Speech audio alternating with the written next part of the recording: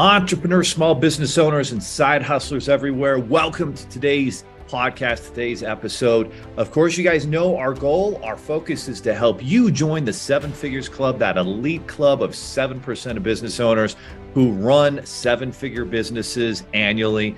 And today's guest, Dr. Eric Recker, is going to provide amazing value, guidance, and substance to help you along that journey. Today, Eric spent the first half of his life doing what he thought he had to, putting his nose down and enduring to the grind, but it was never quite enough. Through experience with triathlon, mountain climbing, owning his own dental practice with a team of 20. Man, that's a big dental practice. He is a pilot and an extensive traveler. Well, here's what he learned. He learned that what he was searching for actually was not at the top of the mountain. And so in the second half of his life, he has been committed to helping people learn to live present in their own lives and find a life of fulfillment, not just accomplishment. Through his coaching, speaking, and writing, he is working to help as many people as possible to learn the Win the Now movement. It's a hashtag, it's a thing. Eric, his wife Amy, and their two kids proudly live in a small town in Iowa, which is going to be very important in political circles coming up in the next year. Dr. Recker, welcome to the show. There are over 32 million businesses in the U.S., and over 90% of them will never break seven figures in annual sales. So how do we as entrepreneurs or aspiring entrepreneurs break into that seven figures club? This podcast will relentlessly share the secrets, strategies, and tactics I've used to create 3 multi-seven figures businesses and bring in even more successful entrepreneurs than me to share their inspirational stories and tactics to success. You can create your dream business and life right now. So buckle up and let's go. Thanks a lot for having me. I'm excited to be here. All right. Well, we're excited to connect with you. I've been going through your bio and your experience, and I think you come across a lot of different challenges and adversity that a lot of us who are high performers do. And I think it's going to be very helpful for the audience of high performers to learn from your experiences. But tell us a little bit about kind of what led you to entrepreneurship. I know oftentimes they don't teach you how to actually run a business in medical school as you became a dentist there. But tell us about some of the key events and what led you to build, a very large dental practice, and then we'll kind of get into the next steps of how you help business owners and entrepreneurs. Yeah, absolutely. So I have a history of being bullied when I was growing up. So I was told that I wasn't good enough, and in third and fourth grade, I wasn't allowed to play kickball on the recess field. So it's one thing to get picked last. It's another thing to not get picked at all and to have somebody tell you that you're not good enough repeatedly. So That's when you're crazy. Yeah, it was pretty awful. And I kept it all to myself. I really didn't ever share it with anybody. So the tough part was, I think when you get bullied, you can choose to believe what the bullies say. Yeah. And just stick with that. You can kind of plateau in your advancement, or you can become relentless and say, I'm going to be so freaking good at everything that nobody's ever not going to pick me, right? So that is the course that I took. And actually, nothing was really ever good enough for me while I was growing up. And that carried through to high school, through undergrad, into dental school. I couldn't just be good enough. I had to be the best. And so I actually went to school wanting to be a physical therapist and changed my mind through a series of events. And you are absolutely correct in saying that they don't teach you much about running a business in dental school. I think we had two lunch and learns. So we had about 2 hours total there. And then we were supposed to have a whole day symposium. That just happened to be September 11 of 2001. So we got about an hour into that, and then the planes hit the World Trade Center. Oh my gosh. And so that's the extent of business acumen that I got. Wow. So you get out of medical school, you're a dentist. Now, there's kind of two paths generally, it seems, that you can take. You can try to start your own practice, or you can go work for another practice. What did you kind of opt to do right out of the gates there? Yeah, so I was super fortunate that my dad was a dentist. Oh, And so he took a huge risk for me when I decided I wanted to be a dentist. And he bought another practice the year that I graduated and merged our two practices. So I am hugely fortunate that I had a full patient base from day one. That's great. But as a new green dentist right out of school, I was 6 weeks booked out. So I didn't have a nice, easy on-ramp. You had to hit the ground running. Oh, man. I look back, and it was about 2 years ago that I finally realized, that's been 20 years ago. But 2 years ago, I realized I haven't stopped running. Oh my goodness. I mean, you're learning on the job. What did you learn those first 6 weeks, or how did you get through all those challenges? What did you do when you're like, I'm not really sure. I mean, at least you kind of had a mentor there, which was key. How important, how did you get through those first 6 weeks? Yeah, you don't know what you don't know, so you just do it, right? So you just put your nose to the grindstone and you just work through it. And it was tough because we didn't have enough chairs in our dental practice for the volume with which it was growing.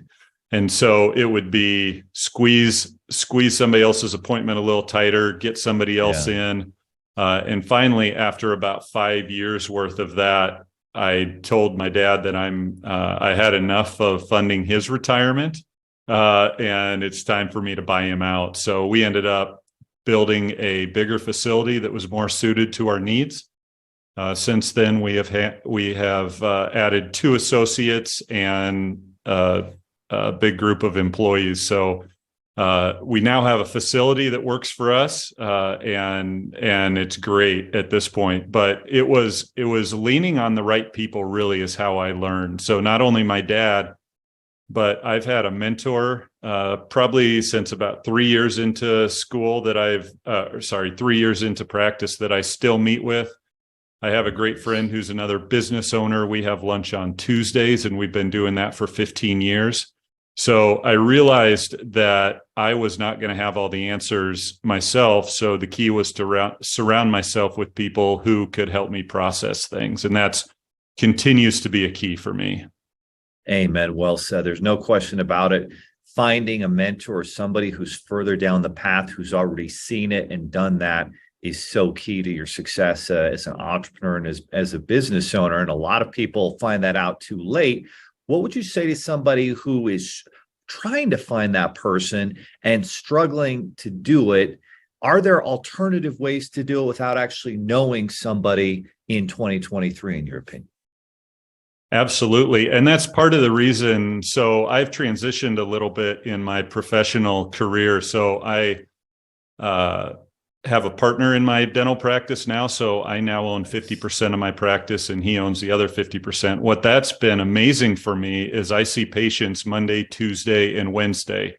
Yeah. And then I speak and coach and write on Thursday and Friday. And if I'm not careful, Saturday and Sunday. Oh, yeah. Yeah. There's a lot of people on here, I'm sure, with side hustles, and they can easily take up every second that we give them. So I would say for people who are looking for how do I find a mentor? How do I find somebody to help?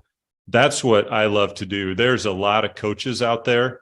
There's a lot of people who are willing to walk alongside you and help you shorten the distance from where you're at to where you want to go. And that's really what I want to do. It's taken me a long time to get where I'm at, a lot of failures, a lot of adversity. And if I can help people and walk alongside them to help them become the best version of themselves sooner, then that is hugely successful to me, hugely inspiring to me. And that's where I get great fulfillment. And let's talk a little bit about failure and adversity and how you overcome those things. COVID hit 3 years ago. You guys had to shut down your offices. A lot of business owners and entrepreneurs went through extreme adversity when that happened. What was the process for you to kind of, navigate through that and then, come out more clear than ever on your mission and on building a business that really makes a positive impact on others? Yeah, well, let me just say it sucked. Oh yeah. And I think a lot of people can relate to that. I didn't know what to do with my discretionary time. So all of a sudden I went from full time to having 8 weeks of what do you do with this time? We were my family was supposed to go to Spain over spring break. We lost that. And we got, for those of us like myself who were not used to life on Zoom and team meetings and all that stuff, all the information that was coming to us through Zoom meetings. So I called it death by Zoom. Yeah. And I spent more time staring at a computer than I ever had. But I also took some time during that time. I made a commitment that I would spend 30 minutes of quiet every day because during the time that my office was shut down, because I wanted to make sure that if there was something for me in that time, I wanted to realize what it was. And that is where When the Now was born. That is where my desire to do some more writing, to do coaching and speaking, all that was born out of those times of quiet, because we get so busy and so many things are going on that we don't take time for quiet. And I wish I could say I've carried that on the entire time, that 30 minutes since then. I have not. But I do know the importance of quiet and being able to take some time to let your brain just idle and process.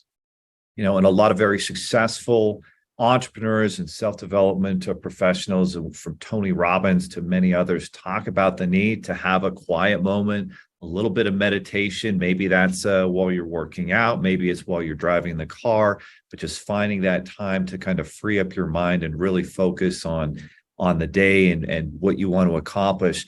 Tell us a little bit about this concept of When the Now. It's one of your strong focuses that help people to really get clear on what they're looking to do as a business owner, as a father, mother, etc. But break that down, unpack that for us. And if there's any case studies or examples about how it works, I know the audience would love to find out more about it. Yeah. So I would say I went through a couple times a pretty serious burnout in my career. And one of the things that came from that is that I realized I wasn't living present in my own life. So I was a victim of, I was a willing victim of distraction. Let's call it that. Yeah. So we've never had more opportunities in history to be distracted right at our fingertips. Yeah. So we get that 2-minute time at the traffic light, 2-minute time at the grocery store, 2-minute time. And we're so quick to pull our phones out and get lost in something so we don't have to sit with our thoughts, so we don't have to process. I actually had a time when I was building my new dental practice. I was serving on 2 boards at that time. I was training for an Ironman triathlon. I was trying to coach soccer for my kids, and my kids were 5 and 8 at the time. So there was no margin. There was not enough time for sleep. And but I had to keep going because I had all these things going. So what When the Now is all about is the antidote to that distraction. It's looking at the present moment that we have right in front of us, because that's all that we really have, is the moment in front of us. And the temptation is to be stuck in the past with all the stuff that's happened to us, or worried about the future. But if we do that, we miss out on right now. So for me, this moment, this now, is this podcast and us connecting and trying to deliver value to your listeners. And then later tonight, I have a funeral visitation to go to for the father of one of my high school classmates. And that now will look like being fully there without my phone in my hand, and be able to provide a good memory that I have of my classmate's dad to help ensure that his memory moves on. And then we come back home for dinner and being present around the table and just listening to what my family has to say, and really just being in that, asking good questions, and just being fully there. And a lot of entrepreneurs get to the point where, and something that you've talked about and some of the stories you tell is, help, I'm torched, right? You feel this burnout, you feel this overwhelm, this lack of, you're kind of just going through the motions and you're so busy you can't even think. what are some of the steps specifically that, let's say, you're a business owner, you're a parent, you're trying to take care of your own health too. I mean, you're an athlete, you're doing triathlons. What are some of the keys to, overcome burnout or to reset yourself? Or, what are the ways that someone can move forward to get past burnout and get to peace, today? Yeah. So I think if we really, really, really simplify burnout, when we're burned out, we're empty. And I think if we really want to dumb it down, that's what it is. We don't have anything left in the tank. And sometimes we don't have anything left in the tank because of self-sabotage. I had way too many commitments in that season of burnout, and I knew it. The thing is, I think one great way to overcome burnout is to focus on self-care. And sometimes we think that self-care needs to look like this big retreat where you go like 3 days of complete silence and meditation and all of that kind of stuff. That's not really practical. So I talk about scaling our self-care. So maybe your idea of recharging is a week on a beach or a week in the mountains. That sounds great, but that's not always at your fingertips. So what's the next step look like? Okay, maybe we have a weekend. Okay, do we have a weekend to do one of those things? Maybe not. Do we have an afternoon? No. Well, maybe we have an hour. And maybe if we can't get to a beach, we can just be quiet and envision what that's going to look like when we're able to get there. So if we don't have a week, then what is the amount of time we have, and how can we scale that self-care and recovery into that time we have to make it as beneficial as we can? Dr. Recker, how important is it to find that time on a daily basis for our mental health, physical health, and to avoid burnout? I think it's absolutely critical. And the easiest way to find it is to look at how much time we're spending on our phones. I'm not an anti-phone guy, but we need to be very aware of what they're doing to us. I think our success in life is going to be directly proportional to how much time we are present and in quiet and what our relationships look like. So some days it's only going to be 2 minutes, but I would challenge anyone who says they don't have any time to tell me you don't have 2 minutes to work on quiet breathing with no distraction. If you have 5 minutes, fantastic. I've actually changed my rhythm, and yes, I live in a small town in Iowa, so this works, but I have a 2-mile walk to work. So every day that I can, I walk to work and then walk home. So I have that time to pray, to listen to music, to be quiet, to just observe. A lot of people don't have that option, but you can walk around the block. You can stand outside in the sun with sun on your forehead for a couple minutes. The supplement industry has yet to figure out a supplement that's better than 30 minutes of movement in the sun. No so question. All those things, any way that you can work in a little bit of brain idle time, your life will be better for it. I like it. So guys, in terms of takeaways there, you've got to have a quiet moment each day, whether it's a walk. Boy, if you can do it outside, that's huge. I'll bear testament to that myself. I try to a couple times throughout the workday go walk outside around the buildings just to myself. No headphones in my ear, just really being present and thinking about what do I need to do? What really matters? What's my mission as an entrepreneur? What's my mission as a father, as a husband? And those are things that are going to absolutely pay massive dividends.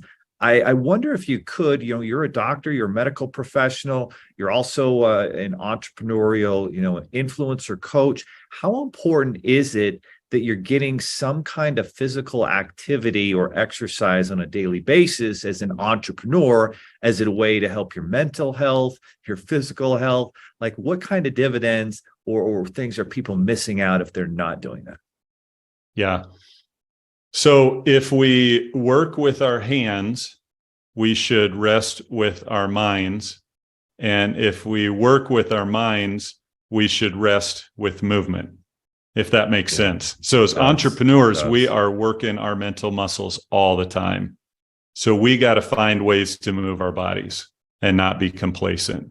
And that does not have to look like a marathon. It does not have to look like a triathlon. It can look like lots of different things, even meditation, yoga, walk around the block, set a challenge for yourself, find an accountability partner, somebody else who's going to do it.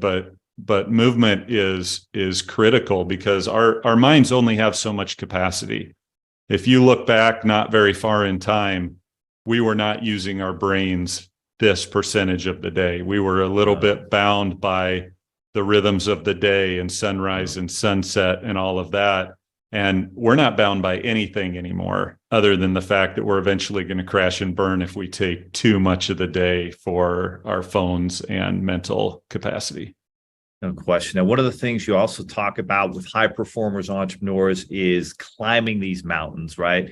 If you're an entrepreneur, if you're a high performer, entrepreneur, leader, in your family, in your religion, your community, whatever the case might be, like you talk about having big goals and big mountains that you're working towards. What are some of the, unknown consequences or things that we don't always consider when we're chasing some of these big dreams, climbing these big mountains, or even, you get to the top of one and then sometimes you get lost after that. What are some of the key takeaways or insights that you think that entrepreneurs should be aware of when it comes to climbing some of these big mountains? Yeah. I think if you don't know why you're climbing the mountain, you're not going to find the answer at the top. Okay. So if you're just climbing the mountain to climb the mountain, there's always going to be a taller mountain. And even if you get to the top of Mount Everest, you're going to have to figure out what your next thing is. So for me, one of the things that I have really realized over the last couple of years, I've had a lot of my dental patients ask me, why are you doing what you're doing? Isn't dentistry good enough? And I think in life we have people who never get on the mountain. They don't have any interest in getting on the mountain, and they're fine with that. Whatever that is, they just want complacent. They just want to be able to live a good, comfortable life, right? We've heard that before. And then there's people who want to get to base camp. There's absolutely nothing wrong with base camp. Especially on Everest, it's a trek to get there. It's a big deal to get there. But then there's those who stand at base camp and they look at the summit of the mountain and they think that's where I'm supposed to be. And it may not make sense to anybody else, but that's where they need to be. And if you stare at the mountain your whole life and stop at base camp, you're always going to wonder, what if you did? But at the same time, knowing why. And then when you do get to the top of the mountain, please take a little time to celebrate. I don't think that's one thing we do very well as entrepreneurs at all. We get our goal accomplished. We get to the top of the mountain. We do exactly what we set out to do. And then we walk right back into our office and we start the next thing. We don't take a little bit of time to celebrate. So burnout also comes from relentlessly climbing mountains without really knowing why we're doing it, and then not celebrating the accomplishment when we get there. Two amazing takeaways, everybody, value bombs that Eric just dropped on you. Number one, if you're a side hustler, or if you're someone who's kind of gotten to a point where you've got to take a next step, it's going to be uncomfortable. It's going to be fraught with risk, whether that's to actually start a business full time or to go look for a better opportunity, or maybe you even are looking at moving, or whatever the case may be. Maybe you need to get more involved in your kids, your children's life. Like we have for this finite resource called time. And at some point you've got to make that big decision, or all of a sudden you're going to blink and you're going to be 65, 70 years old. And a lot of those opportunities won't be there. So I guess that's the first takeaway, is make sure you aren't just on that base looking up at that mountain, but actually, making a plan, getting somebody, a mentor, someone who can help you, and going to try and scale that mountain. Because at the end of the day, the regrets we have are the things we didn't do, not the things we did do. And the second thought being, as you are, those who are on that journey and you're climbing the mountains, when you make some progress and get some success, it is super important to be able to take a moment and celebrate those wins, especially some of the bigger ones. Celebrate it with your family And then, at that point, you can decide what the next mountain is for sure. Because there's also some people that they get to the top of the mountain and then they become very depressed and they don't know what to do after that. Yeah. And so there's that too. But, Dr. Eric, a lot of people have loved what they've listened to. I've learned a lot just in this conversation today, but this is not a passive podcast. This is a podcast for action takers. What is one step that the audience can do to go further in this mindset, in the win the now moment, or even, learn more about your strategies and tactics and some of the programs that you offer so that they can be moving towards that big mountain that they need to climb in their life? Yeah, absolutely. So my website is real easy, just www.ericrecker.com. On there, it talks about my coaching packages that I have and how we can set up a conversation for that if somebody wants to try to shorten the distance from where they're at to where they want to be. I also have information about the book that I wrote called The False Sense of Urgency and How to Win the Now. And that's kind of a how-to on living present in your own lives. On the website, it also has my blog. It has stuff about speaking. I also have Facebook and Instagram, just my name, Eric Recker. And then I also, on my website, any part of it that you go to, I have a free 5-day burnout challenge that you can take to help work through some of that, because we've either all been through burnout or we're lying. So I think I think through all those things, you can keep in touch with what I'm up to. Fantastic, guys. So that's Eric Recker, RECKER.com. You can go ahead and connect up with him, learn about some of these strategies and tactics. His book is right on there, The False Sense of Urgency and How to Win the Now. Cool looking cover. You'll definitely want to get a copy of that book.